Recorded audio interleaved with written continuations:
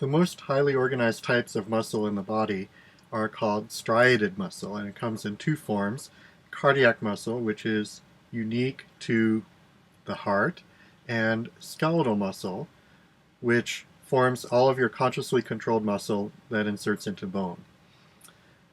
Both of these types of muscle are called striated muscle because in the light microscope you see visible striations caused, which is a banding, which is caused by the organization of the myofilaments, the actin and myosin, into repeating structures. Here I've drawn one such repeating structure called the sarcomere, and the sarcomeres line up with each other so they form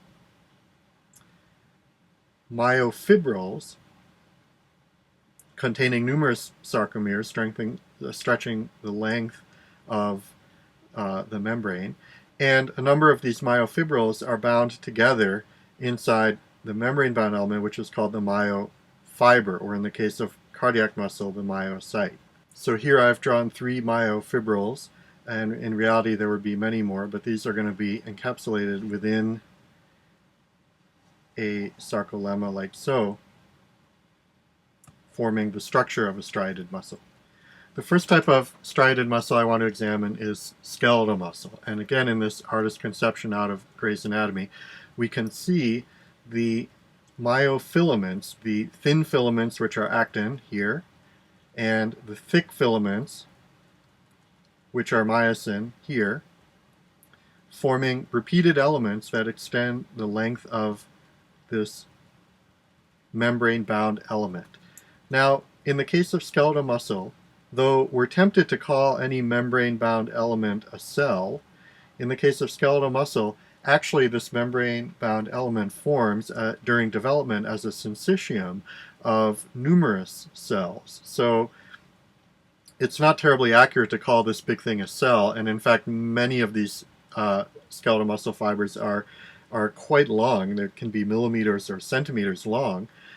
So this entire thing is called a myofiber. When we refer to skeletal muscle, we refer to the membrane-bound unit as a myofiber.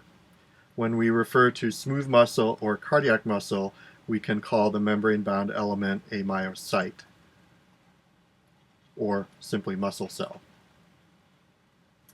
So this myofiber is made up of individual elements which themselves span the length of the fiber. These are the myofibrils, and these myofibrils are themselves orderly arrangements of the myofilaments, which are the actin and the myosin. Remember, actin is also known as a thin filament, and myosin is a thick filament. Also seen interior of this myofiber, here drawn in yellow, is a very, very complicated sarcoplasmic reticulum. Remember, the sarcoplasmic reticulum in all muscles is responsible for the buffering and sequestration of calcium, and we'll get to more about that in a minute. And you also see intracellular organelles such as the mitochondria, which are important as a source of energy, and the cell nucleus, which in the case of an adult skeletal muscle fiber is peripheral in the fiber. It's off to the side of the fiber. So here's a typical light microscope appearance of skeletal muscle fiber. This is a teased fiber preparation, and what we can see here are individual skeletal muscle fibers. Remember, the myofiber is the membrane-bound element, so the membrane extends roughly like this. So we've got maybe, I don't know, 30 or so fibers in this image, and what's notable is that the fiber extends the entire length and more of this image. So again, these myofibers can be centimeters long, and in fact they're typically as long as the body of the muscle to which they're attached. But this is the membrane-bound element, and here I hope you can see the striations. Notice that the striations are perpendicular to the muscle fiber, and that's the case even though if we were to draw the actin and the myosin in here, the actin and the, well, I can't draw it small enough, but the actin and the myosin are arranged this way, obviously along the myofiber, because when these actin and myosin contract, it's going to generate the force this way along the myofibrils. So notice that the banding that you observe in the light microscope is perpendicular to the actual direction of the actin and the myosin molecules. Another thing that you might miss just by looking at this slide is a sense of scale. Notice how small the nuclei are. These nuclei are not small. These are normal sized nuclei, but it's just that the magnification is quite large. So one muscle fiber can vary in diameter, but they're very, very big compared to a typical cell. So these fibers are, at least 20 microns in diameter, and usually more like 100 or 200 microns in diameter. Of course, the diameter of the muscle fiber is going to be dependent on the activity of the muscle, and this is one of the things, when you do weightlifting, you're increasing the diameter of your muscle fibers. Here's a close-up view of the muscle fiber. We have pieces of 4 muscle fibers in this image, and again, here is the cell membrane, the sarcolemma of one muscle fiber.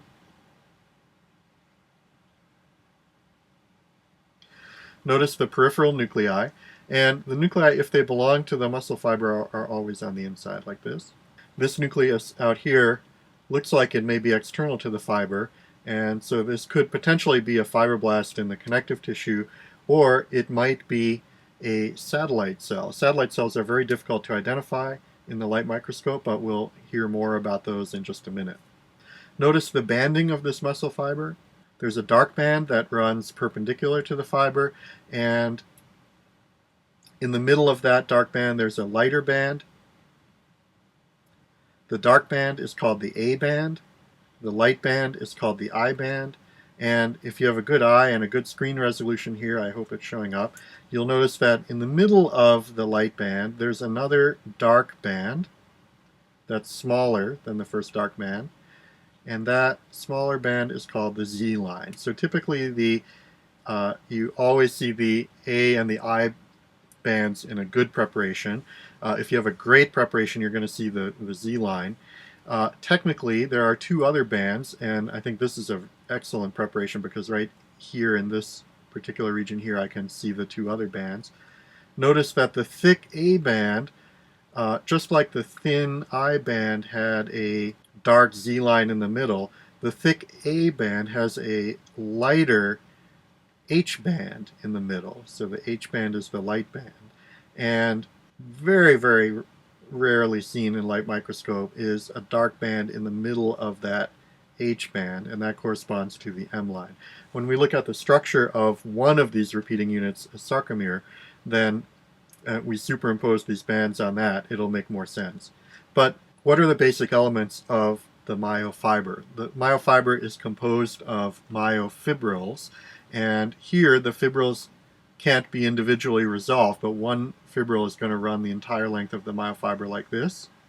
So we have multiple fibrils stacked against each other, and I'm not going to draw them all, but there's probably hundreds at least within this one myofiber. And within one fibril we have these repeating units which are called sarcomeres. So here I'm outlining the periodicity of the sarcomere, and the sarcomere is composed of actin, which is bound to the Z line, and myosin, which is in the middle, bound to the M line. So once again, I guess I should draw the actin in red here like I have been doing. We have the actin and the myosin, which are thin and thick myofilaments.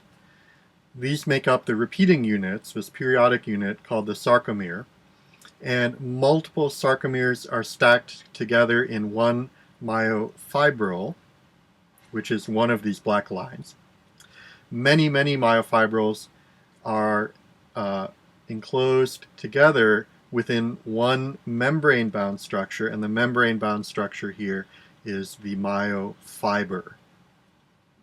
Analogous functionally to the myocyte of the cardiac muscle or of the smooth muscle, but much bigger, much wider in diameter, and much longer, and it's formed as a syncytium, so myofiber.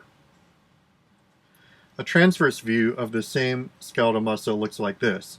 And what you can see is that the membrane-bound element in this muscle is here. It's always good to look for that membrane-bound element because in skeletal muscle that's going to be the myofiber. Notice that the nuclei are peripheral, and that really helps you when you're looking at a transverse section like this. Here are some peripheral nuclei. Another thing that helps you is that muscle tissue often shrinks more than any of the other tissues. So notice that there's a lot of space, a lot of artifactual space among this muscle with very little bit of connective tissue. The connective tissue is important, and we'll get to that in a minute, but often the shrinking of the muscle tissue can help you to identify it and can help you to delineate these myofibers. So once again, the myofiber is the membrane-bound element here drawn in black. The myofiber is composed of individual myofibrils, which are generally below the resolution of the light microscope, but maybe occasionally in some places, if there's a lot of shrinkage happening, maybe you can pick out a few myofibrils. And in this case, the myofilaments, the actin and myosin, are running in and out of the plane of the section because we have a perpendicular cut. Here's a hand drawing of the same structure. Once again, the myofiber is the membrane-bound element. So here is the cell membrane, the fiber membrane, composed of this developmental syncytium. Within the membrane are enclosed myofibrils, and here in this drawing we can clearly see the individual myofibrils. 5 of them are drawn here, but in reality there would be hundreds. And these, remember, extend the entire length of the myofibril, although they may, for example, here go in and out of the plane of section of the drawing. Here you can see them in transverse view, myofibrils. And each of those myofibrils is composed of the myofilaments, which are the thin filaments, actin, and the thick filaments, myosin. The sarcomere is one repeating element within one myofibril. So one sarcomere in this image extends from the Z line here, which is where the actin is bound, to the next Z line over here. That's one sarcomere within one myofibril. So we can note that the myofibril is composed of many of these repeating units, these sarcomeres. By the way, how do I know that this is the Z line right here and not this?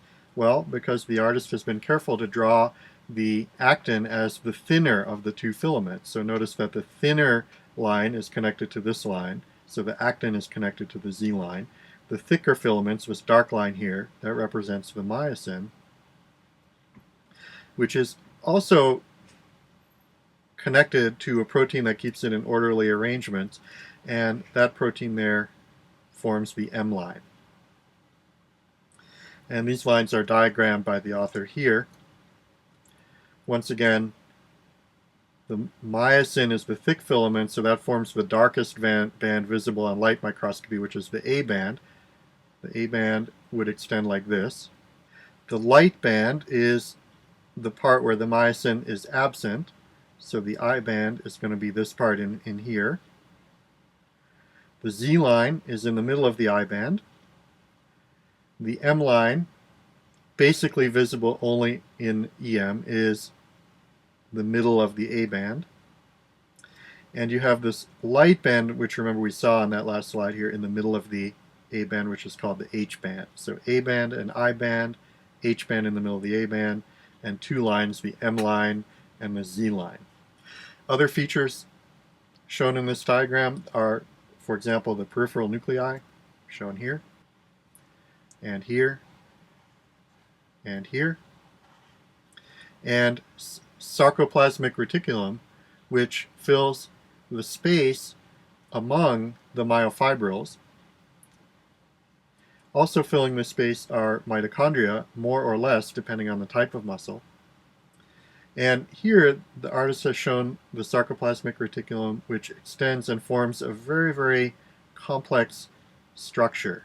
In the skeletal muscle, the sarcoplasmic reticulum is going to be the primary limiter of how much calcium gets around these myofibrils and therefore is available to mediate contraction, because the calcium that's not being used is going to be buffered within the membrane of the sarcoplasmic reticulum.